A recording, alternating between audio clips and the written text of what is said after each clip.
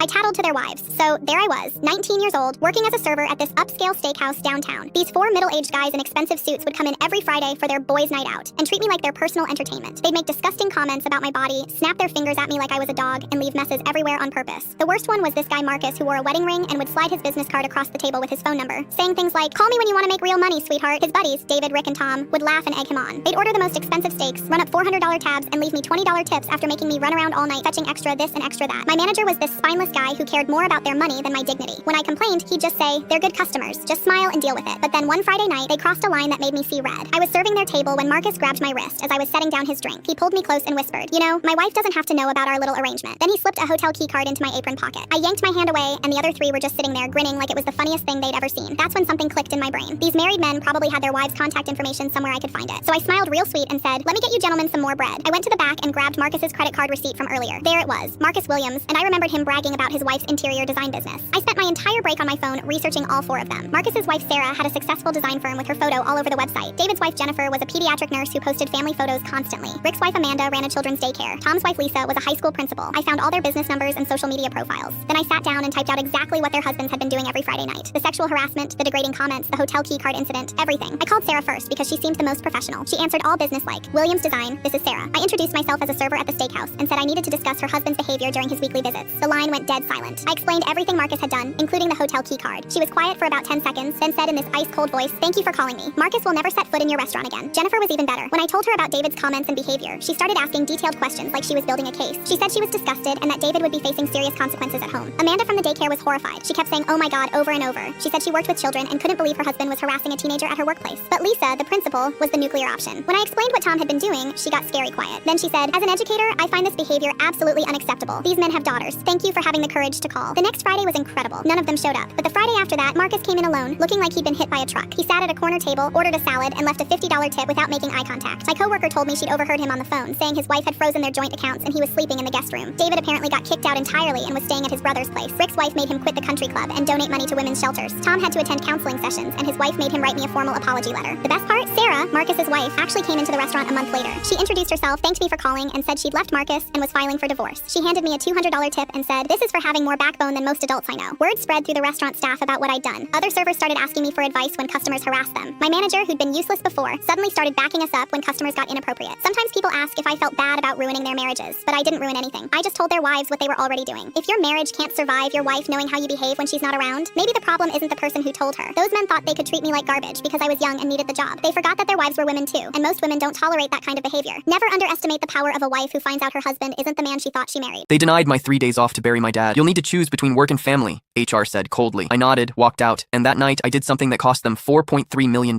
I'm Marcus, 31, senior compliance officer at a pharmaceutical company called Biomark Solutions. Dad was a firefighter for 28 years before lung disease forced him to retire. Raised me alone after mom left, never complained. The call came Tuesday morning. Dad's neighbor found him collapsed in his kitchen. Pulmonary embolism. I walked straight to Janet's office. Vice President of Human Resources, 12 years there. "I need 3 days off starting tomorrow. My father died this morning. Funeral's Friday." She didn't look up. "We're in the middle of the Nexus audit. You know how critical this is. The funeral is Friday at 2 p.m. I need time to handle his estate. He lived alone." Janet finally looked at me. "Marcus, we're 3 weeks from closing the biggest acquisition in company history. Nexus is paying $47 million for us, and you're the only person who knows our compliance documentation inside and out. If that audit fails, the deal dies. My father just died. I understand that's difficult, but you'll need to choose what's more important right now." Something in me went very cold. "One day," she repeated, "or attend the funeral virtually and work from your phone." I pulled out my phone and took a screenshot. "I quit, effective immediately." Her face changed. "Marcus, let's not be hasty. Check my employment contract. Section 14. Clause C. Any voluntary resignation voids my non-compete and releases me from the acquisition transition agreement." I watched her face go white. "When Biomark started acquisition talks with Nexus last year, they needed someone to document all our compliance processes. I'd spent 8 months building a 400-page manual that was literally the only thing standing between Nexus and a compliance nightmare. The transition agreement said I'd stay through the acquisition and train Nexus staff for 6 months. If I left voluntarily before closing, the agreement was void, and I was the only person who understood our system." "You can't do this," Janet said, standing up. "My father died. You told me to choose. I chose. I walked out, drove to Dad's house. Spent 3 hours calling funeral homes. My phone started ringing around noon. Richard, our CEO. I declined. He called again. Declined. Then Janet.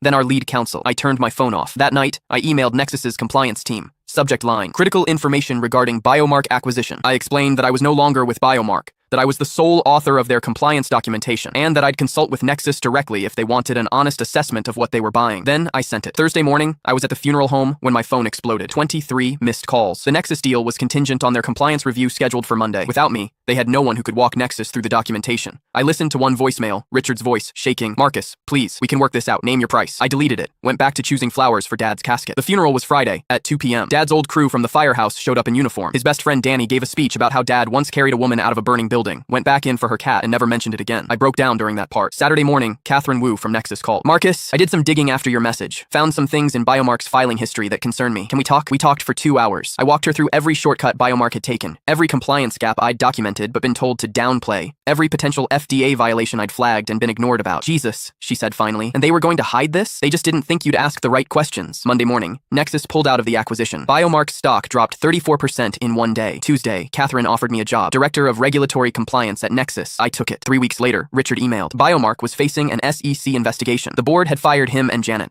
I forwarded his email to the entire Biomark compliance team with one line. They made me choose. I did. "You're paying for everyone's meal. You got that promotion, right?" my sister announced at a $440 per person restaurant. "I hadn't agreed to anything. Stop being difficult," Dad muttered. I smiled, excused myself to the restroom, and paid only for my wife and kids. Meals on the way out. When the server brought the remaining $6,380 bill to their table, my sister's voice cut through the restaurant like a knife. "You're paying for everyone's meal. You got that promotion, right?" I froze, lobster tail halfway to my mouth. Around the table sat 14 people, most of whom I'd met exactly once. My wife Jessica's hand found my knee under the table. Our daughter stopped giggling and looked at me with those wide, worried eyes kids get when adults start acting strange. "I didn't agree to anything," I said quietly. "Stop being difficult," Dad muttered, not looking up from his $95 Wagyu. "Family helps family." That's when I realized what was happening. My sister Nicole had told everyone I'd gotten promoted to CFO. The truth? I'd been fired 3 weeks ago for refusing to sign off on fraudulent accounting. I was under SEC investigation, facing potential criminal charges, and had exactly $847 in my checking account. But Nicole didn't know that. Nobody did. I smiled, excused myself to the restroom, and pulled out my last functioning credit card with a $2,000 limit. "Just 4 meals," I told the maitre d'. $1,760. The transaction barely went through. I collected Jessica and the girls, and walked out. Nicole's call came 8 minutes later. "What the hell, David? You just humiliated me in front of Craig's entire family." Craig, her hedge fund manager husband, who'd invited his parents, his brother's family, and his business partners to celebrate my supposed promotion. "Nicole, I don't have the money you think I have. Stop being dramatic. You just got promoted to CFO. You're making at least $400,000 now. I got fired 3 weeks ago. I refused to falsify financial reports. Now I'm being investigated by the SEC. I have $847 in my account and 2 kids to feed." Silence. Then, ice cold. "You showed up to Dad's birthday knowing you couldn't pay? You never asked if I'd pay. You announced it." She hung up. Dad called 20 minutes later. "Son, your sister says you lost your job and embarrassed her." "I lost my job because I refused to break the law, Dad. And I embarrassed her because she volunteered my money without asking. Someone's got to pay this bill." Mitchell put it on his card, but $6,380 is a lot. Mitchell, my golden child, older brother. The surgeon making $800,000 who never let anyone forget it. "Not my problem," I said. Dad's voice went cold. "Jessica's family has money. Maybe you should ask them." That's when I understood. This wasn't about the bill. This was about Dad realizing his middle son, the Stanford graduate, the one who was supposed to be safe, was now a potential felon. Jessica's family did have money. Her father owned a commercial real estate empire, but Dad had no right to volunteer her family's wealth any more than Nicole had to volunteer mine. "No," I said simply. "Jessica's money is Jessica's money. So you'll let your sister and brother cover your share out of pride? I'll let them cover the bill they assumed I'd pay without asking." He hung up without saying goodbye. That was 6 months ago. The SEC investigation concluded last week. I didn't participate in the fraud. My refusal to sign off had actually triggered the investigation that took down my former boss and 3 other executives. My lawyer says I should expect a 7-figure wrongful termination settlement. Nicole hasn't spoken to me since that night. Mitchell called once to tell me I should man up and pay my share. I asked if he'd ever considered asking how I was doing before demanding money. He had no answer. Dad sent a text 2 weeks ago. "Heard about the settlement. Glad you're okay." Not, "I'm sorry." Not, "I was wrong." Just acknowledgement that I'm financially viable again, so maybe I'm worth talking to. Jessica and I took the girls to IHOP last Sunday. $47 total. We talked about taking a real vacation once the settlement clears. Something with a beach, where nobody expects anything from us. "Do you regret walking out?" Jessica asked. "No," I said. "I regret thinking their approval mattered." Nicole called yesterday. Left a voicemail. "I heard about your settlement. We should talk." I deleted it without listening to the whole thing. She hit me with her cart car, then showed me a photo that made me freeze. 3 years ago, I was hit by a car while crossing the street outside a grocery store. It was broad daylight. I wasn't looking at my phone. I wasn't wearing headphones. I had the right of way. I remember the color of the sky that faded blue just before sunset. I remember the squeal of brakes. But most of all, I remember the woman who got out of the car. She looked around 50. Short gray hair, shaking hands. But what I'll never forget is the moment her eyes met mine and she burst into tears. I hadn't even stood up yet. I was still lying on the pavement, adrenaline masking the pain. But she wasn't rushing to check on me or calling for help. She just kept whispering, "I'm sorry. I'm so sorry," over and over like she'd seen a ghost. Bystanders were already around us. One called 911. Another helped me sit up. I didn't seem to have any broken bones, just scrapes and bruises. But this woman, the driver, looked like she was the one falling apart. An ambulance came. They took me to the ER. I gave my statement to the police. It was an accident. She didn't flee. She cooperated. But even the officer said she looked like she was having a breakdown before she even got out of the car. A week later, I got a letter. No return address. Just my name, handwritten in neat cursive. Inside was a short note. It said, I don't expect forgiveness, but I need you to know why I froze, why I cried. You look exactly like my daughter. She died 3 years ago at that same intersection. She was crossing to buy eggs. My heart stopped. She included a photo. The girl in the picture had the same haircut I had in high school. Same brown eyes, same freckle near her chin, same necklace I happened to be wearing that day. A tiny silver moon charm I bought from a thrift store years ago. It was like looking at a slightly younger version of myself. I couldn't breathe. I didn't know what to do. Should I respond? Should I report her? Should I try to meet her? Part of me thought it was some kind of scam or mental break. But when I looked up local news from 3 years prior, I found it. Amelia Grace Donner, 17, killed by a drunk driver while crossing the street. Same intersection, same time of day, same path I had taken. The driver that hit her wasn't her mother, it was a stranger. But the mother had apparently been on the phone with her when it happened. She heard the scream before the line went dead. And now, 3 years later, she hit me in the same spot. A girl who looked just like the one she lost. What are the odds? 1 in a million? Maybe less. But when grief sits in your bones long enough, maybe the universe gives you strange mirrors. A way to glimpse healing through pain. I never told anyone, not even my family. It felt too heavy, too strange, like the universe was playing with grief. But the story didn't end there. A month after the accident, I went back to that intersection. I don't know why. Maybe closure, maybe morbid curiosity. But when I crossed the street, I noticed something on the fence beside the sidewalk. A photo frame, faded flowers, a laminated card. It was a memorial for Amelia, and beneath it, taped in a plastic bag, was another note. It said, "Thank you for not screaming at me. Thank you for not being angry. You reminded me that I still have breath in my lungs, and maybe forgiveness doesn't come in words, but in second chances." I never saw her again, but I started writing letters to her. I never mailed them, just kept them in a box labeled Amelia. I still wear that silver moon necklace every day, not because it's pretty, but because the accident that nearly shattered me somehow glued someone else back together. And maybe that's the strangest part. Sometimes you collide with someone not to break them, but to carry the piece they forgot they lost. I suspected my wife was planning a divorce, so I moved my assets. 2 weeks later, she filed, then backtracked when her plan backfired. My wife and I had been married for 4 years. Things were solid. We were that couple with inside jokes and effortless rhythm. Then 6 months ago, everything changed. She started carrying her phone everywhere, even to the kitchen. Before, it would sit on the coffee table for hours. When I joked about running a spy ring, she said work was emailing her a lot. Days later, she added a password. Then came calls outside the room. Her phone would ring, and she'd disappear. "Just a friend from work," she'd say. She started keeping her phone face down, quickly moving it when I reached near it. When I'd bring up future plans, anniversary trips, saving for a car, she'd just say, "Yeah, we'll see," and change subjects. One Wednesday, she said she was meeting a friend for coffee. I was nearby running errands. Figured I'd surprise her. She wasn't with her friend. She was pacing outside the cafe, phone to her ear. I overheard, "It's almost ready," and starting fresh soon. When she got home, I asked how coffee went. She told me a complete story about her friend's boyfriend drama. A total lie. Then she started asking about organizing our finances. We should have everything in one place. Account info, passwords, documents, just in case of emergency. We'd never discussed this. "What kind of emergencies?" I asked. "What if something happens to one of us? Or we need to make a financial decision quickly?" It sounded rehearsed. Days later, I checked our joint account. Small transfers over the last month. Amounts I couldn't identify. Not bills, not groceries. She was moving money. I called a lawyer friend. After I explained everything, he said, "You're not insane for wanting to be ready. If you're concerned about protecting your assets, now's the moment." That night, while she was out, I transferred most assets. Cash, investments, the house deed, to my mother's name in an irrevocable trust. Kept enough in our joint account to maintain appearances. 2 weeks later, she sat me down. "We need to talk. I think we should get a divorce." Her voice was calm, rehearsed. She mentioned needing space, figuring herself out. Then, "I've made sacrifices for you. I deserve more." She filed Monday. The papers demanded everything. Half the house, savings, assets, car, plus spousal support despite her high salary. I hired a PI. The report, multiple lawsuits from landlords, unpaid back taxes, defaulted car loan. She'd been served eviction papers 3 weeks before wanting the divorce. Her Instagram, "Living my best life, no drama, no stress." 8 months ago, she'd shared an article about financial independence after divorce. Never too late to get what you deserve. The PI found Jake, a marketing guy from her work, heavily involved in her divorce strategy. A mutual friend sent me screenshots of their texts. "Once the settlement's done, we'll have everything we need," she'd written. Jake responded, "Don't back down. Make him feel guilty. He owes you. We'll start fresh once you've got the money." First mediation, her lawyer arrived with massive demands. My attorney handed over paperwork showing all assets transferred to my mother's trust weeks before she filed. Legal, notarized, irrevocable. The room went silent. She grabbed the papers, face flushing. "You planned this? You knew I was going to file?" I didn't respond. "This isn't over," she hissed outside. "There are other ways to get what I deserve." I looked at her. "I already regret trusting you. That's my only regret." The Jake texts spread among friends. Her story collapsed. People who'd defended her recognized the manipulation. Even her brother apologized. Jake vanished when things unraveled. Her calls started. Calm, then sobbing, then screaming. When those didn't work, she told people the divorce was a prank, then a relationship test. By the time everything finalized, she got only her belongings. Her lawyer dismissed the case. The trust was unbreakable. Her final voicemail, "I'll drop everything if you just talk to me." I didn't respond. Too late. I got the house, my savings, and peace of mind.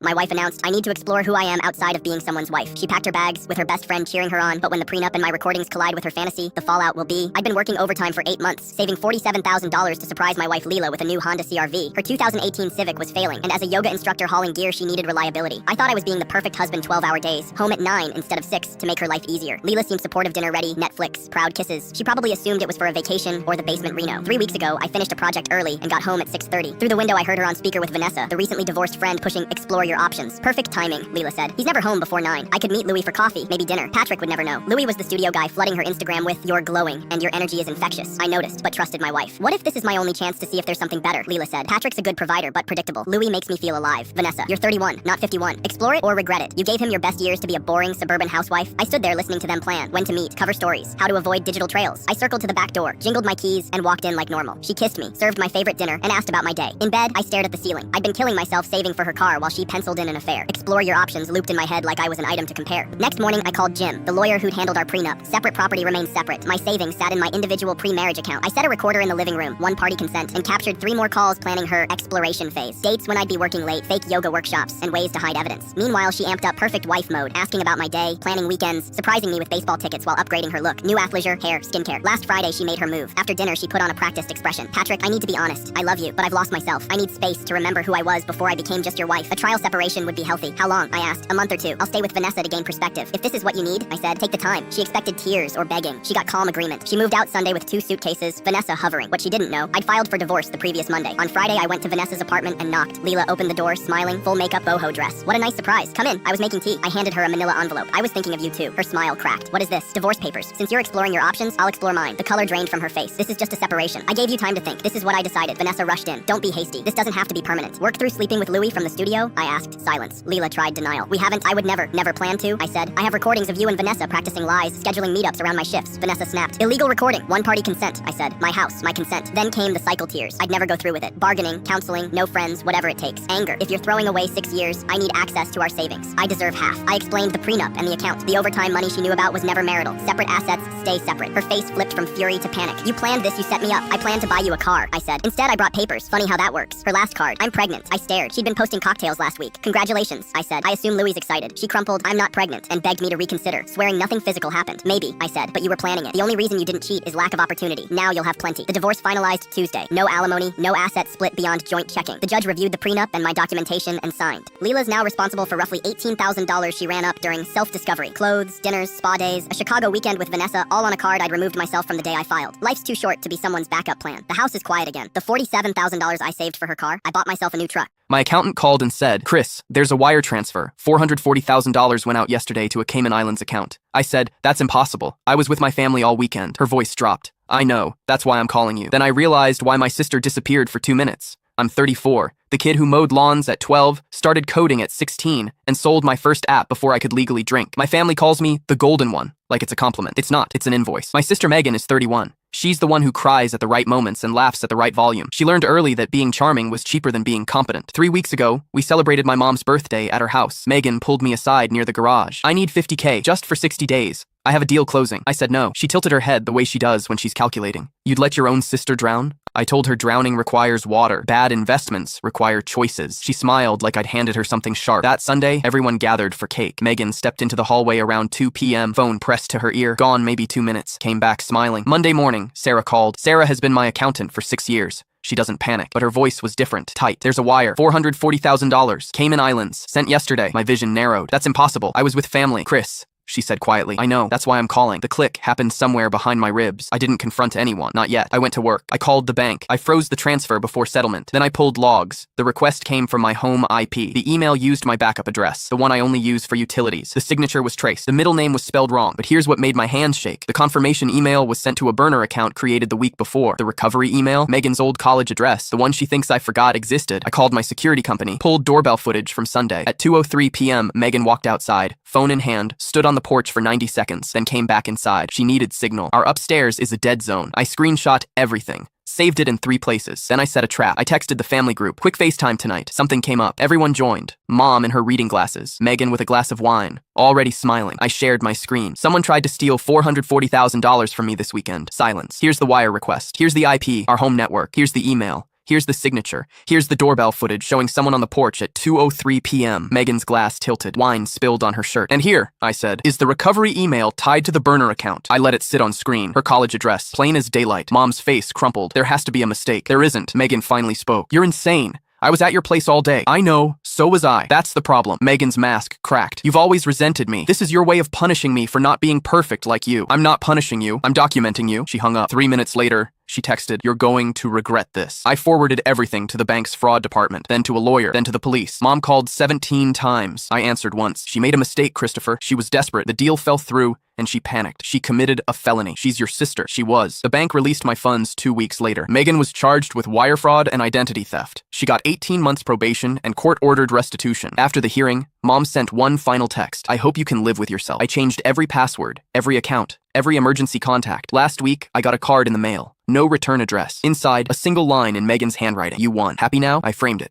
When did you flip a script at work? My boss made me clock out every time I answered a personal text or phone call, even if it was just 30 seconds. She'd literally watch our phones, and if she saw the screen light up, she'd march over and demand we clock out immediately, then clock back in when we were done. It was insane. When I first started working at the insurance office, nobody warned me about Linda's phone surveillance obsession. The job paid well, and I needed the health benefits after being laid off from my previous company. My first week seemed normal enough: training sessions, policy reviews, meeting clients. Then came my first personal interruption. My mom texted asking what time dinner was Sunday, and I quickly replied 6 p.m. Linda appeared at my desk like a hawk. "Sarah, I saw you on your phone. Company policy requires you to clock out for personal business." I thought she was joking, but she stood there waiting until I actually clocked out for literally 15 seconds, then clocked back in. My coworkers looked at me with pity in their eyes. Later, my desk neighbor Mike whispered, "She's been doing this for 3 years. Last month, Jenny got written up because her kid's school called about a fever, and she answered without clocking out first." I couldn't believe what I was hearing. "And nobody's complained?" Mike shook his head. "Linda tracks everything. She has spreadsheets showing how much personal time everyone takes. She uses it during performance reviews to justify not giving raises." Over the next month, I watched grown adults ignore calls from their children's schools, decline calls from doctors' offices, and let family emergencies go to voicemail because they were terrified of Linda's clock-out policy. I saw my colleague David miss a call from his wife who was in labor because he was afraid to clock out during a busy period. Instead of just accepting it, I got strategic. During my lunch breaks, I started researching wage and hour laws at the local library. I discovered that employers cannot dock pay for brief personal interruptions that don't significantly impact work productivity. The Department of Labor specifically states that employers must pay for short periods of time when employees are not actively working but are still on duty. I also found out that creating a hostile work environment through excessive monitoring could constitute workplace harassment. I compiled all my research into a detailed report with legal citations and printed copies for everyone. Then one morning before Linda arrived, I placed a copy on every desk in the office with a note that said, "Know your rights regarding personal phone use and wage theft." When Linda discovered the papers, she went ballistic. "Who distributed this garbage?" she screamed during our morning meeting. "This is insubordination, and whoever did this will be terminated immediately." Nobody spoke, but I could see people reading the documents with interest. By noon, I received an email demanding my presence in Linda's office. My heart raced as I walked in to find Linda sitting with our HR director Janet and the district manager Robert, who I'd never met before. "Sarah," Linda began, her voice dripping with fake sweetness, "I have reason to believe you're behind the disruptive materials distributed this morning." I stayed calm. "What materials are you referring to specifically?" "Don't play games with me," she snapped. "The phone policy propaganda." Robert leaned forward. "Actually, I'd like to understand what phone policy we're discussing." Janet mentioned some concerns. I pulled out my folder. For the past month, I've documented every time Linda has required employees to clock out for brief personal phone calls, including timestamps and duration. Most were under 30 seconds. I slid the folder across the table. According to federal wage and hour laws, requiring employees to clock out for brief personal interruptions constitutes wage theft. Janet's face went pale as she reviewed my documentation. "You've been making employees clock out for 15-second text messages?" she asked Linda. Linda stammered about productivity and company policy, but couldn't cite any actual policy manual or legal justification. The next day, Robert called an emergency staff meeting. He announced that effective immediately, the phone monitoring and mandatory clock-out policy was permanently discontinued. What's the boldest theft you've ever witnessed in plain sight? It was a Tuesday morning rush at the cafe. The place was packed, laptops open, coffee cups everywhere, people typing like their lives depended on it. I'd found a corner table by the window, set my tote bag on the chair beside me, and went up to order my cappuccino. I wasn't gone more than 2 minutes, but when I came back, my bag was gone. Not just moved, gone. At first, I thought maybe I'd left it at the counter, but the barista shook her head. Then I noticed her, a woman in a red coat, sitting just 2 tables away, my exact tote now tucked under her table. I froze. Did I just watch someone steal my bag and then stay in the same cafe? I walked over, door, heart pounding. "Excuse me, I think that's my bag." She looked me dead in the eye, then smiled. "Nope, mine. Had it for years." I was stunned. "Really?" "Because inside there's a folder with my name and address on it." Her smile didn't even flicker. "You're mistaken. Now leave me alone before I call the manager." People were starting to look over. I knew causing a scene could backfire, so instead, I quietly walked to the counter and asked the barista, "Do you have CCTV here?" She grinned. "Yep, high def. Want me to rewind?" We watched the footage together. There she was, bold as brass, waiting until my back was turned, sliding my tote off the chair, then shoving it under her table like she'd done it 100 times. I asked the barista to print the still frame. She handed me a glossy photo of the thief mid-grab, her face crystal clear. I walked back to her table and placed the photo in front of her. "Funny, your bag has the same coffee stain on the strap, and your exact face in the security footage." Her smile finally cracked. "This is harassment." Before she could finish, the manager arrived, holding my bag. "Ma'am, please leave. You're banned from this cafe." She tried to grab the tote from him, but he pulled it back. "Police are on their way. Might want to stick around if you're feeling confident." Her face went pale. She muttered something under her breath, grabbed her own coat, and stormed out without my bag. I sat back down, hands still trembling, the tote safe beside me. Inside, nothing was missing. But my trust in strangers, that took a hit. As I sipped my now lukewarm cappuccino, the barista leaned over. "You know, this isn't the first time she's done it. We've caught her before, but you're the only one who stood your ground." That night, I kept replaying it in my head. The way she looked straight at me and lied without hesitation. That kind of confidence meant she'd probably gotten away with it dozens of times before. A week later, I got a call from a detective. They'd reviewed the footage, matched her to multiple cafe thefts in the area, and arrested her. Turns out she'd been hitting coffee shops during the morning rush for months. The best part? That security still frame her hand mid-grab, eyes darting, ended up all over the local news. The headline? "Cafe thief caught in the act thanks to quick-thinking customer." The detective told me several victims had already come forward, grateful that someone had finally exposed her. Apparently, she'd stolen laptops, purses, and even a wedding ring from people distracted in cafes. It wasn't just about getting my bag back. It was about letting her know not everyone will just quietly let it slide. And maybe next time she thinks twice before taking what isn't hers. What's the most ridiculous thing a parent accused you of in public? I was volunteering at my niece's birthday party when a dad I'd never met accused me of emotionally abusing his son because I wouldn't let the kid ride my service dog like a pony. Yes, you read that right. He wanted his child, who was maybe 6, to sit on the back of my trained medical alert service dog like it was a carnival attraction. Let me back up. The party was at a public park. I'd brought my dog, Atlas, because I have epilepsy, and he's trained to detect oncoming seizures. Atlas is not a pet. He's a $25,000 certified medical companion that literally saves my life. He wears a clearly labeled vest that says, "Do not distract, working dog." Everything was fine until a little boy wandered over while Atlas was lying quietly by my feet. "Is that a police dog?" he asked, eyes wide. "Nope," I smiled. "He's my helper dog. Can I pet him?" "Sorry, buddy," I said gently. "He's working right now." The kid nodded, then ran off. I thought that was the end of it. 5 minutes later, he returned, with his dad in tow. The dad didn't introduce himself, didn't ask, just said, "My son wants to ride your dog." I laughed, thinking he was joking. He wasn't.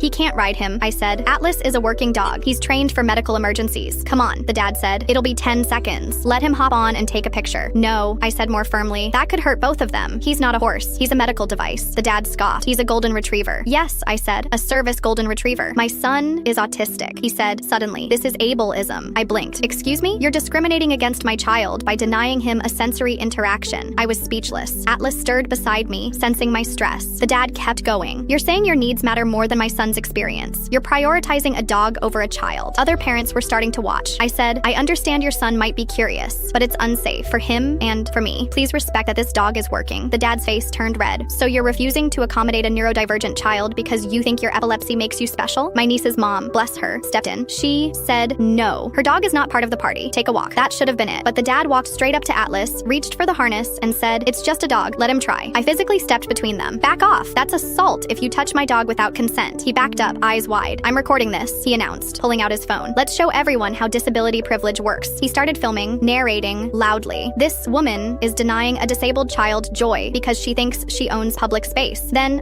he made the mistake of trying to command Atlas. He whistled and clapped. "Here, boy." Atlas didn't move. Instead, he barked once, loudly. That bark is trained response to a threat. Atlas had decided we were in danger. A park ranger who'd been watching the party from a distance started heading over. She'd clearly heard the barking and yelling. "What's going on here?" she asked. "This woman is discriminating against my autistic son," the dad yelled, camera still rolling. "She's refusing to let him touch her dog." The ranger looked at me. I calmly held up Atlas's service tag and medical documentation. I also pointed to the vest. "Do not distract, working dog." The ranger turned back to the dad. "Sir, you're harassing a person with a medical disability. That's a federal offense." The dad froze. She continued, "This entire interaction has been recorded on our security feed. Would you like me to call the police?" Suddenly, the phone was gone. The yelling stopped. The dad grabbed his son's hand and walked away, mumbling something about crazy dog people. But here's the best part. My 8-year-old son attacks me on sight for no reason, and I can't understand why the one thing I thought would love me unconditionally hates me. My 8-year-old son couldn't be in the same room as me without trying to hurt me. He'd scratch, bite, and hit me until someone separated us. My arms were covered in bruises from partially healed wounds, and I had done absolutely nothing to deserve this nightmare. I used to believe that if you loved your children unconditionally, they'd love you back. That the worst thing that could happen was losing them to illness or accident. I was wrong. There are worse outcomes than outliving your children, like being hated by them while they're right in front of you. For 3 years, from age 5 to 8, he attacked me constantly. At home, he'd throw things at walls, then eventually redirected that rage directly at me. He never touched anyone else, not his mother, not his 5-year-old sister, not kids at school, just me. Teachers had nothing but praise for him. He was social, friendly, and well-behaved everywhere except around his own father. We tried everything. Therapy, medication, different doctors, different approaches. Nothing worked. The therapists were stumped. He wouldn't talk about why he did it, just stared silently when asked. Meanwhile, I was getting attacked daily, sometimes even while driving, until a car accident finally made him stop throwing things at me behind the wheel. The breaking point came when I watched a movie called About Time. There's a scene where a father and his 8-year-old son play on the beach together for the last time. I completely lost it, sobbing uncontrollably. My son only communicated with me through violence, and I'd finally accepted I'd never have that loving relationship every parent dreams of. That night, I gave up. I cried for hours and let go of any expectation of having a normal father-son bond. He was 8 years old and hated my guts. Everything changed when we finally found the right specialist. After multiple failed evaluations, we got the real diagnosis: severe ADHD, mild autism, high anxiety, and depression. The previous doctors had missed the autism because his severe ADHD masked the symptoms, and he was too young and social for typical autism presentation. Then came the revelation that destroyed me. It was actually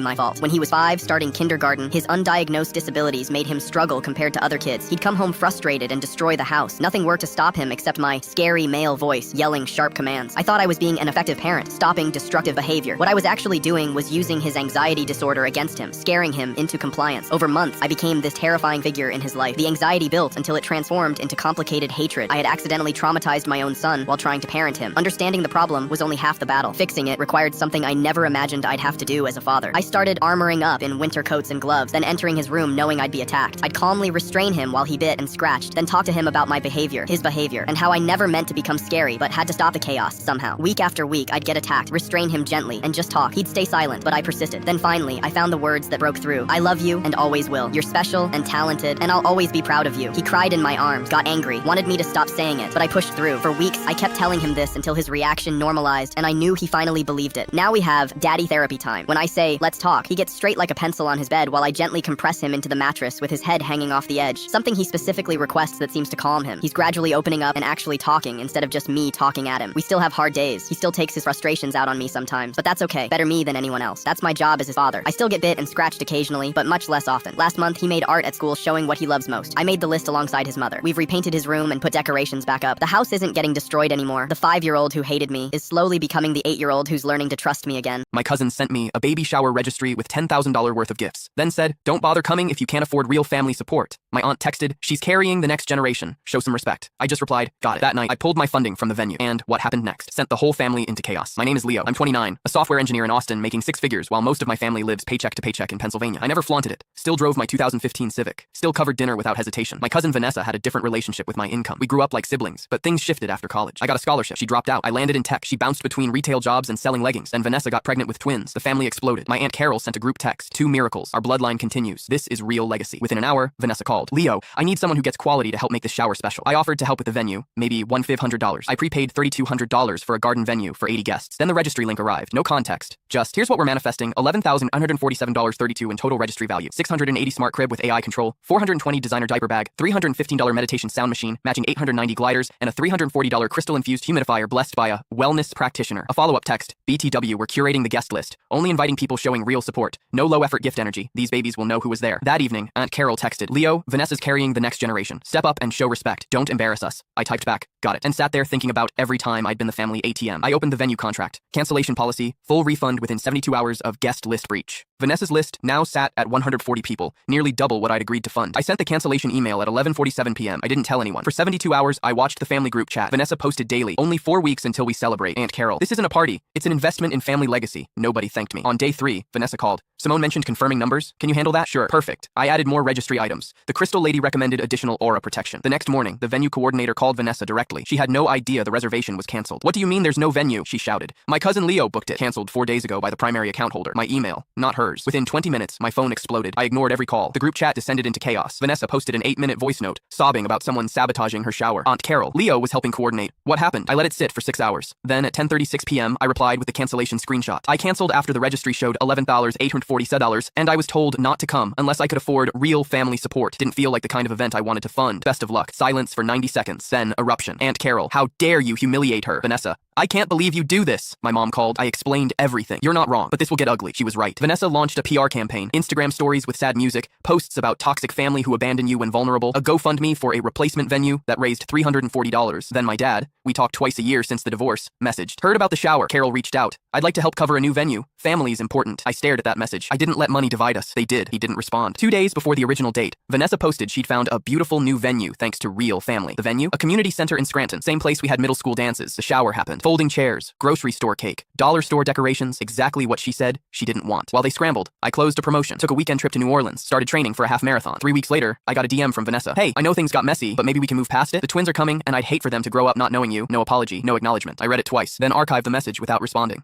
What's the most satisfying moment you've ever seen when a liar got exposed in court? I was in small claims court suing my ex-boss for unpaid wages, just under $3,000 for 3 months of weekend shifts he forgot to pay me for. I had texts, timesheets, even emails confirming the hours. But this guy? Oh, he strutted in like a local celebrity, slick back hair, shiny shoes, Bluetooth earpiece still flashing blue like he couldn't possibly be expected to focus on just a legal proceeding. The judge asked him to remove the earpiece. He smirked and said, "Sure, Your Honor, but I'm expecting a very important call." That set the tone immediately. He was the owner of a trendy gastropub that loved underpaying young workers, especially those of us in school, the kind of place that calls you family until payday rolls around. Anyway, I laid out my side, calmly. I had printed screenshots of my shift confirmations. I even highlighted the ones where he responded, "Thanks, we're short-staffed, I owe you big." Then it was his turn. He stood, adjusted his cufflinks, and started with, "Your Honor, with all due respect, this is completely fabricated. This young man was never on the schedule those days, and if he was present, it was purely voluntary." Voluntary? I was working 10-hour shift, bussing tables on a Saturday for fun. The judge raised an eyebrow. "Mr. Teller, do you have shift records?" He nodded. "Yes, I've brought employee timesheets directly from our internal scheduling system." He hands over a file. The judge skims through, then frowns. "These documents, they all seem to have been created on the same day just last week, all at 4:17 p.m. Mr. Teller shrugs. "We keep digital backups. Sometimes things get consolidated." The judge leans back, clearly unimpressed. "Do you have backups that are time-stamped contemporaneously?" He shakes his head. "Unfortunately, our server crashed a few months ago. We lost everything older than June." I spoke up. "Your Honor, I actually have a photo of the staff schedule printed on the wall from April. My name's on 3 weekends." She nods. "Let's see it." I pass it up, date clearly showing April 14th. My name, Tom, 10 a.m., 8 p.m. The judge stares at Mr. Teller. "Do you want to revise your testimony?" He smirks. It could have been tampered with. Just then, the courtroom doors opened. In walked Katie, another former server who now worked across town. I didn't even know she was coming. She walked straight up to the court officer and whispered something. Then she was sworn in and allowed to speak. "Your Honor, I saw the posted schedule that month. Tom worked every weekend. We all joked about how he practically lived in the back kitchen." Mr. Teller suddenly sat very, very still. The judge asked, "Ms. Morgan, do you have any documentation?" Katie smiled and pulled out her phone. "Actually, yes. I sent a Snapchat to my boyfriend that month. Here it is." The screen showed a messy whiteboard labeled April staff with names including mine and shift times. Time-stamped from her camera roll. April 15th, 9:04 a.m. You could hear Mr. Teller's breathing shift. The judge turned back to him. "Would you like to amend your previous sworn statements?" Silence. "Because right now, I'm preparing a recommendation for perjury review." His lawyer, who until now had looked bored, suddenly stood and whispered frantically in his ear. Teller's face drained of color. "Your Honor," he said, now much less smug, "I'd like to settle immediately." "Full amount?" the judge asked. "Full amount, plus court fees. And a written apology," I added. The judge looked at me. "That's not legally required." "I know, but I'd like it." The judge stared back at Teller. He swallowed hard. "Fine." I walked out of the courtroom with my check, my court fees covered, and Katie giving me a high five. But the best part? As I stepped into the hallway, I overheard Mr. Teller's lawyer telling him, "You're on your own if they pursue perjury. I don't represent idiots who lie under oath. Some people think they're above consequences, but karma always knows the courtroom's address." Would it be wrong to hurt one person to save 10? I used to think the answer was obvious, until I was put in charge of the drone panel. 2 years ago, I was recruited by a military AI task force. I wasn't a soldier, I was a programmer, a quiet, code-focused civilian with a background in behavioral prediction systems. The project? A defense AI called Argus. It processed live surveillance data, flagged patterns, and made recommendations on how to respond to potential threats before they happened. But there was one problem. Sometimes Argus didn't recommend action. It demanded it. It would identify a single person, one man walking into a market in Kabul, one teenager parked outside an embassy in Africa, and flag them as a 92% risk of carrying out an attack that would kill dozens. Our job was to press the confirm button. One click, one missile, one death. In theory, save 10, sacrifice 1. At first, I was just in the room, observing. Then I got trained on the interface. Then one day, my supervisor looked at me and said, "It's yours." That night, I had a dream about the kid in the green hoodie. He'd been flagged at 91% risk. I'd pressed confirm. I watched the feed as the drone streaked down, and nothing. No explosion. Just a figure slumped over near a bus stop. He had been reaching into his backpack, that's all. The next day, Argus reported a confirmed prevention. The kid's social media and messaging app suggested he'd been radicalized. A manifesto was in draft. He had visited multiple weapons sites, but I kept seeing the green hoodie. 1 week later, Argus lit up again. This time, the target was in Chicago. A middle-aged delivery driver flagged at 95% threat level, predicted to be planning a vehicle ramming attack on a protest rally. The AI's logic was airtight. Anonymous purchases of steel pipe, browsing activity on extremist forums, route overlap with scheduled protest routes, recent financial strain, a family dispute, and multiple violent posts. I froze. He hadn't done anything yet. I ran a counter sim in private. It showed 14 projected fatalities if I didn't act, including children. I sat there staring at the blinking confirm button. Would it be wrong to hurt one person to save 10? The worst part? The others in the room didn't hesitate anymore. It had become routine. So I created a backdoor, a kill switch buried deep in the system that would require a second human confirmation on any strike with a margin of uncertainty above 4%. I didn't tell anyone, not even my supervisor. 2 days later, Argus hit 89% on a suspect in New Delhi. A hospital staffer flagged for planning a biological release. The system demanded a strike, but I'd set the kill switch to activate under 90%. No confirm button appeared. I waited. Nothing happened that day. Then, 3 days later, I saw the news. That hospital wing had been shut down. The staffer had been caught attempting to inject a fluid into the HVAC system. He was carrying a modified pathogen strain. Argus had been right, and my backdoor had delayed the response. 6 people died. 11 more were in critical condition. I was called into a closed-door session with a director. He wasn't angry. He just asked why. I told him the truth. Because sometimes I see people, not data, and I needed to believe that hesitation wasn't failure. He nodded. Then he opened a sealed file and handed me a photo. It was the Chicago delivery driver, the one I had confirmed. Under it, confirmed payload. Pipe bombs, vehicle reinforcement, journal entry with target list. He was gonna do it. Argus had saved a dozen people because I pressed a button. Guilt, the director said, is the tax we pay for stopping what never happened. I didn't answer. I just sat there. Later that night, I rewrote the kill switch logic, not to disable it, but to elevate it. It now required 2 people to confirm, but both had to read the full Argus report line by line first. No blind clicking, 2 sets of eyes, 1 shared burden. Every day since, I asked myself the same question before I press anything. Would it be wrong to hurt one person to save 10? And I still don't know the answer, but I ask it anyway, because the day I stop asking, that's the day I become the machine.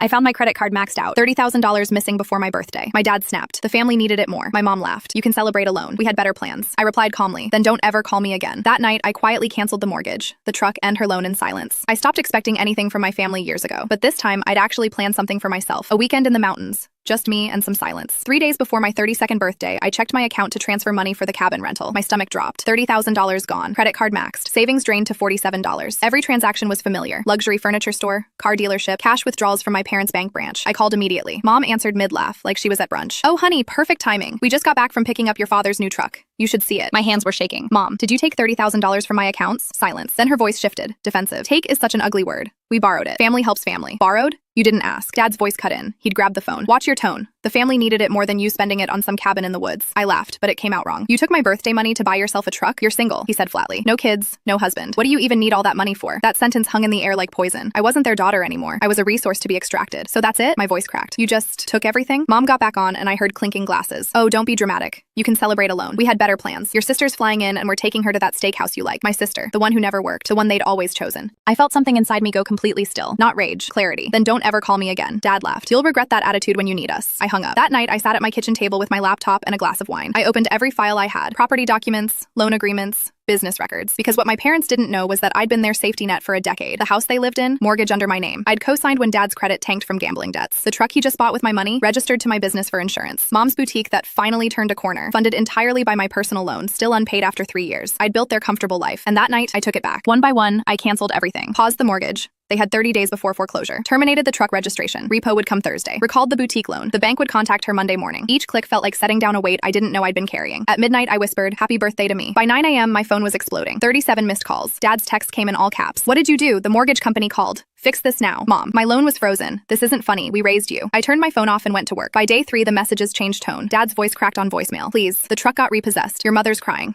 We can talk about this." Mom sent a photo, her boutique's closed sign. Then, "You've destroyed us. Is this what you wanted?" I stared at that message for a long time. Then I typed one reply. Family needed it more. They called me every name. Ungrateful, cruel, heartless. My sister left a voicemail calling me a vindictive bitch who can't stand seeing others happy. I blocked them all. 2 weeks later, my sister showed up at my office. Security called. Did I want her removed? I said let her come. She looked exhausted. Designer bag replaced with something from Target. Mom and Dad are moving into a 1-bedroom. They're selling everything. Are you happy now? I kept my voice steady. I'm not happy, but I'm finally free. They're your parents. They were my ATM. I stood up. And you? You knew they took that money. You were at that steakhouse, celebrating with my stolen birthday. Her face flushed. I didn't know. Yes, you did. I walked to my office door. Opened it. But it's easier to pretend, right? She left without another word. A month later, an envelope arrived. Mom's handwriting. Inside was a check for $3,000 and a note. "We're sorry. We didn't understand what we'd become." I stared at that check for an hour. Then I tore it up. 2 months later, I took myself to that mountain cabin. Alone. Peaceful. And when I blew out a single candle on a cupcake, I didn't make a wish. I already had everything I needed. Gave my son a birthday gift that exposed his mother's lies. 3 months ago, I was paying $2,400 monthly child support for my 13-year-old son, Marcus, while my ex-wife, Linda, played the perfect single mom on social media, telling everyone I abandoned them for a younger woman. Truth is, she cheated with her CrossFit trainer for 8 months. I had proof, texts, receipts, everything, but it didn't matter in court. She'd already poisoned Marcus against me. Every visit, he'd say, "Mom says you left because we weren't enough." Those words destroyed me. Linda's Instagram was all warrior single mom posts. Friends commenting, "He didn't deserve you, queen," while she lived off my money in my house, driving my Mercedes. Marcus barely looked at me during our weekends together. Then Marcus mentioned something interesting. Mom's old messages kept popping up on his iPad. That's when I realized Linda had logged her iCloud into it years ago and forgot. All her texts from 2019 onwards were backed up there, including the affair period. His 14th birthday was coming up. Linda threw this huge party, even made custom shirts saying, "Raised by a queen," posted everywhere about raising an amazing son all by herself. I knew she'd make me look like the absent father. I got Marcus the gaming laptop he wanted for his birthday, but I included a note. "Hey buddy, your mom mentioned your iPad has old messages clogging it up. To clear cache, settings, messages, search CrossFit, and delete. Should free up space. Love, Dad." I knew he'd be curious. Linda never mentioned doing CrossFit. She always said she got fit from stress after your father left. Saturday, 2 p.m., middle of the party, my phone exploded. Marcus found everything. Texts planning hotel meetups while I was at work. Messages laughing about how clueless I was. One where she told the trainer, after divorce, we'll have the house and his support payments set for life. But Marcus didn't just read them. In front of everyone at the party, he asked Linda, "Mom, what's CrossFit?" She laughed, said she'd never done it. He replied, "That's weird, because you texted Jake about it 847 times when married to Dad." Party went silent. Linda grabbed for his iPad, but Marcus had screenshot everything. He looked at her friends, her family, everyone wearing those shirts, and said, "She cheated on my dad for 8 months, then told everyone he abandoned us. Here's proof." He showed a text where Linda wrote, "Can't wait to blame this all on him and take everything." Linda claimed the messages were fake, that I'd manipulated them. But Marcus pulled up her iCloud, showed everyone the messages were real, with dates matching when Linda claimed to be at her sister's crying about my emotional abuse. The best part, Marcus found a message where Linda detailed her plan. "I'll tell him his dad chose work over family. He'll believe whatever I say. Kids always believe their moms." He read it out loud to everyone. Her friends started leaving. Her mother said, "You told us he cheated. You said he abandoned you for his secretary." Linda broke down. Not her usual sympathy tears, but pure panic. Marcus walked out and called me to pick him up. But here's what went nuclear. Marcus had been recording for TikTok. The whole confrontation went viral. 2.3 million views in 5 days. Someone found Linda's Instagram and flooded it with screenshots. She had to delete everything. My http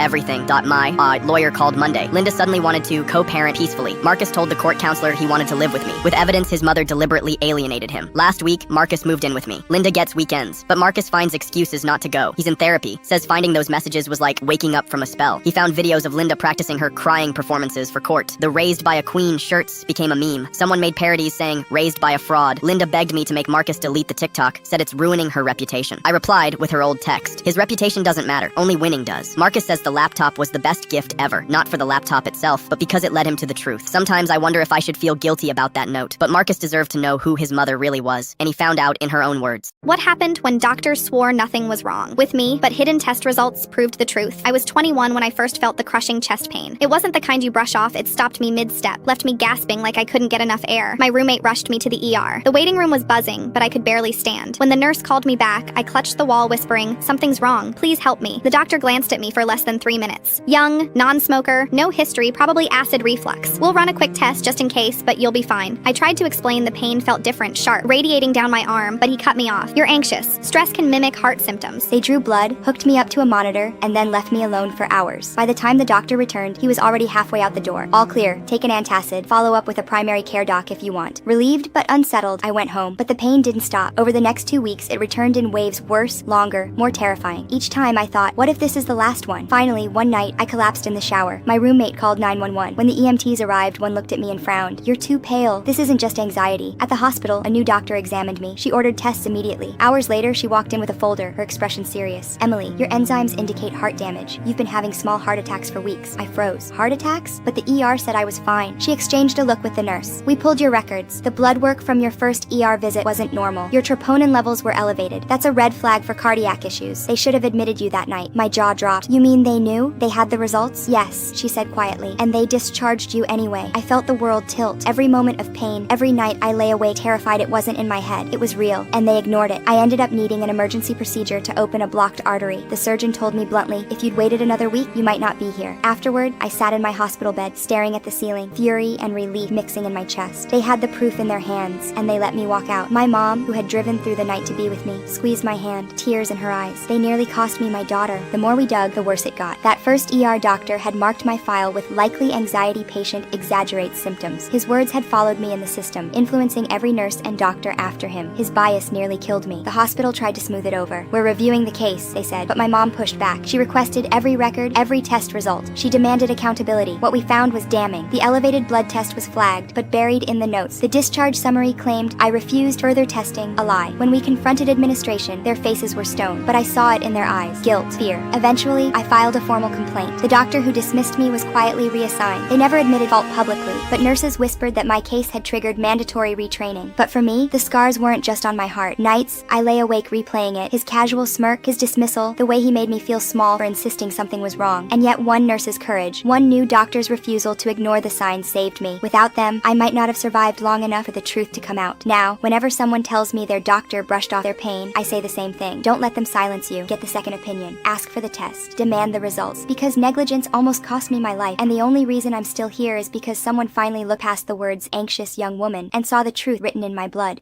What happened when I was falsely accused in court, and everyone believed I was lying? I never thought I'd set foot in a courtroom at 19, but there I was, hands shaking, accused of a crime I didn't commit. It started at the small retail store where I worked evenings after class. My manager, Mr. Harlan, called me into his office one night. He slammed a printout of inventory numbers on the desk. We're missing nearly $600 in cash. You were the last one on shift. Care to explain? My chest tightened. I counted everything. I logged it like always. He leaned back, smirking. Don't bother lying. You're suspended pending investigation. The next morning, 2 police officers knocked on my door, accused of theft. I remember the look on my mom's face, disbelief mixed with quiet shame. By the time my court date arrived, whispers had already spread. Some relatives even avoided me. In the courtroom, Mr. Harlan sat at the front, smug as ever. He painted me as a broke student desperate for cash. She's the only one who closed that night, he said confidently. His lawyer nodded along, feeding the narrative. The judge turned to me. Do you have anything to say? My throat closed. I didn't steal anything, please, I swear. But it was my word against theirs. And in that moment, I saw it on the judge's face. He didn't believe me. As closing arguments wrapped up, my heart sank. I was about to be labeled a thief for the rest of my life. Then, just as the judge prepared to deliver a verdict, a voice spoke from the back. Your Honor, may I approach? It was Alex, the night security guard. Everyone turned as he walked forward, holding a flash drive in his hand. The judge raised an eyebrow. Do you have relevant evidence? Yes, Alex said firmly. The security footage. I reviewed it myself. The judge allowed it. Moments later, the screen flickered to life. My pulse hammered as the grainy video played. There I was locking the register, logging the numbers, turning off the lights. Everything exactly as I remembered. But then, minutes after I left, another figure appeared on screen. Mr. Harlan. The room gasped. The footage showed him opening the till, pulling out an envelope of cash, and slipping it into his briefcase before walking out as if nothing happened. Play it again, the judge said, leaning forward. Alex replayed the clip. This time, gasps turned into whispers. Even the bailiff looked stunned. I covered my mouth as tears filled my eyes. Relief and rage hit me all at once. Mr. Harlan stammered, it's taken out of context. I was,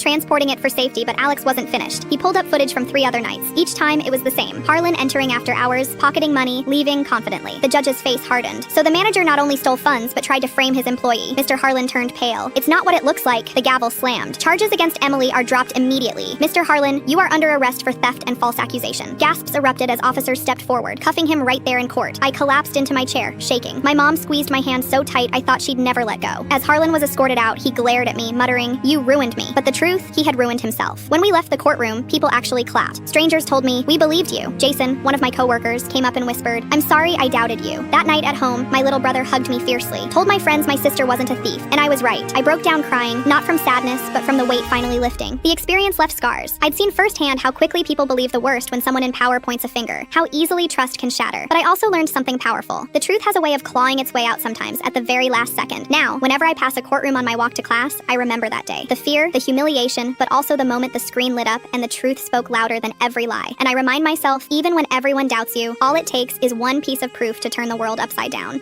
My mother locked me in a soundproof closet and poisoned me into silence, then blamed what she did on mental health. I exposed her, got her convicted, and moved on. She just reached out after 5 years. Yesterday, a letter arrived. I recognized the handwriting, those perfect loops that used to mark my behavior charts. 5 years of silence, and she still thinks she deserves my attention. My mother's favorite phrase was, for your own good. She'd say it while crushing Ambien into my orange juice, while installing cameras in my bathroom, while explaining why the soundproof closet was therapeutic. I was 11 when the migraine started. Blinding pain that made me vomit. Mom took me to 7 different doctors until she found Dr. Reeves, who diagnosed psychosomatic pain disorder with attention-seeking behaviors. The diagnosis gave her permission. She started with supplements. Green pills for anxiety, white ones for emotional regulation, blue capsules for migraine prevention. I didn't know they were veterinary sedatives until the trial. I could barely stay awake past 3 p.m. When I slept through my 12th birthday party, Mom told guests I had episodes. When I failed a math test after nodding off, she scheduled emergency psychiatric appointments. The therapist, Mom's friend, diagnosed me with severe behavioral dysregulation. Everything I did became evidence. Forgot to empty the dishwasher, executive dysfunction, cried when Mom screamed, emotional instability, asked why I felt tired, medication resistance. The closet came later. Mom called it a sensory deprivation chamber. Doctor recommended for overstimulated children. Soundproof foam covered every surface. No light, no sound. Just darkness so complete I couldn't tell if my eyes were open. 30 minutes, she'd say, locking the door. But time disappeared. Was it an hour? 3? I'd scratch marks into the foam to count, but she'd replace the panels weekly. School called CPS twice. Both times, Mom produced her documentation. Journals of my violent outbursts. Prescription records. Videos of me destroying property. Footage she'd edited from years of me existing. Throwing my backpack on my bed became slamming objects. Closing my door became aggressive isolation. The CPS worker apologized to my mother. 8th grade, I started leaving notes in library books. My mom gives me pills that make me sleep 16 hours. There's a locked room in our basement. Mom found them during her school volunteer shift. She brought them to my psychiatrist as proof I needed intensive intervention. He increased my medication. I stopped trying. She'd been building her case since I was born. Baby books documented my difficult temperament, my attachment problems. She'd been preparing to make me disappear before I had words to fight back. Then I fainted during PE. Hit my head hard enough that school policy required hospitalization. The ER doctor ordered blood work. The toxicology screen showed enough benzodiazepines to sedate a full-grown adult. The prescription was for 1 pill daily. My blood levels indicated 6. Mom tried to spin it. I must be hoarding pills for attention, but the hospital kept me for observation. No medication, just IV fluids. Within 48 hours, I woke up. Really woke up. For the first time in 3 years, I could think clearly, remember things, stay conscious, past dinner. The nurse who noticed was named Sarah. She'd been in foster care herself. She didn't ask if something was wrong. She documented everything, then called the police. Mom was arrested at her book club meeting. Police found my closet, the medication stockpile, the edited videos, journals spanning 12 years detailing her treatment plan. The psychiatrist lost his license. He'd never examined me. The trial lasted 4 weeks. Mom's defense was that she truly believed I was sick, that she was devoted. The prosecution showed the jury footage of the closet, played my interviews, drugged versus clear-headed. When they asked if I had anything to say during sentencing, I looked at her directly. You wanted me quiet. You wanted me manageable. You wanted me to disappear. My voice didn't shake. You almost succeeded. The judge gave her 18 years. I lived with my aunt after that. Took a year to wean off the medications. I testified at Dr. Reeves's hearing, helped 3 other kids whose mothers had used similar tactics. I just finished my master's in child psychology. I work with kids in foster care now. Yesterday's letter sat on my counter all evening. I finally opened it at midnight. I've had time to reflect. It read, I'm being released early for good behavior. I'd like to discuss reunification. Dr. Reeves suggested family therapy might help you process your anger. You were always such a sensitive child. Still playing the victim. Still diagnosing me. I burned it in my sink. Family forgot my son's birthday. Again. Same day. They announced a luxury trip for my niece. My sister texted $3,900 for the cruise. You'll cover, right? I arrived with an envelope, set it on the table, and smiled. You'll need a new cosigner. The screaming started when they opened it. They sang happy birthday to my niece while my son sat 3 feet away, staring at the tablecloth. His actual birthday. 8 years old today. Not a single candle for him. My sister clinked her wine glass. Maddie's getting the ultimate 13th birthday. Caribbean cruise, balcony suite, the whole package. She turned to me with that smile she's perfected since childhood. I texted you the details. $3,900. You'll cover it like always, right? My phone buzzed in my pocket. I already knew what it said. Here's what my family doesn't understand about me. I keep records. Not because I'm vindictive. Because I learned early that memory is selective, especially when money's involved. 3 weeks ago, my Capital One app sent an alert at 2:47 p.m. Card not present transaction. Seabreeze Cruises. $3,900 declined. I hadn't authorized anything. I called the travel agency. A woman named Sharon chirped, "Oh, your sister said you always handle family trips. She gave us your card last month, while I was covering my son's dental work because my ex lost her job. I told Sharon to remove my information. She said she'd need written confirmation. I sent certified mail that afternoon, but I wasn't done. I pulled 5 years of bank statements. Every emergency I'd funded. Every loan I'd co-signed. Every time I'd been the family ATM while excluded from trips my money paid for. $1,800 for my sister's AC unit in 2019. Never repaid. $4,200 in temporary phone bill coverage across 3 years. Co-signer on her Kia Telluride. 529 monthly payments I'd covered twice when she forgot. $900 for my nephew's travel baseball fees. She posted vacation photos the same week. The total made me sick. Not because I couldn't afford it. I could. Barely. Because not once had anyone remembered my son's birthday. Not once had anyone offered help when I was drowning. I was the steady one. The one who doesn't need anything because he never asks. My son Ben is 8 today. Quiet kid. Says thank you to cashiers without being told. He brought his favorite Hot Wheels car to dinner. A silver Mustang he's had since 5. Set it next to his plate like a good luck charm. When they rolled out Maddie's cake, 3 tears. Edible glitter. A tiny cruise ship topper. Ben whispered, is there one for me too? I felt something crack inside my chest. Ben's fine, my mother said, waving her hand. He's not really a cake person anyway. He'd asked for chocolate cake 2 weeks ago. I'd reminded them in the group chat twice. I reached into my bag and pulled out the manila envelope. Before we talk about cruises, I said, you should probably open this. My sister laughed. What is it? A card? You and your paper obsession. Open it. She did. Still smiling. The smile died somewhere around page 3. Inside was everything. The unauthorized charge screenshot with timestamp. My certified mail receipt. The Kia form releasing me as co-signer, notarized. Confirmation I'd removed them as authorized users on my credit card. Closure notice for the family emergency fund. The one I deposited $4,800 into. The one they drained without mentioning an actual emergency. My sister's face went from confused to furious in 3 seconds flat. You can't just, this is my car. Your car, I said. Your payments, your credit, I'm out. My mother grabbed the papers. Kyle, this is family. We help each other. When did you help me? I asked quietly. When Ben needed glasses last year? When my transmission died? When I worked doubles for 6 months straight just to stay afloat? Nobody answered. But my sister tried a different approach. You're punishing Maddie because you're jealous. Your son doesn't even want a cruise. Ben was staring at his Hot Wheels car, rolling it slowly back and forth on the tablecloth, trying to disappear. He wanted chocolate cake, I said. He wanted someone to remember. This is ridiculous. My father finally spoke. You're overreacting. I stood up. There's nothing to talk about. The co-signer release is filed. Credit card removals processed. I froze my credit this morning. All 3 bureaus. So nobody opens anything in my name again. My sister screamed something about ruining her life. My mother cried. My father called me cold. I took Ben's hand. Ready, buddy? He grabbed his Hot Wheels. We drove to Dairy Queen. Bought him a chocolate cake. Sang happy birthday in the parking lot. He blew out the candle on the dashboard. Dad, he said, thanks for remembering.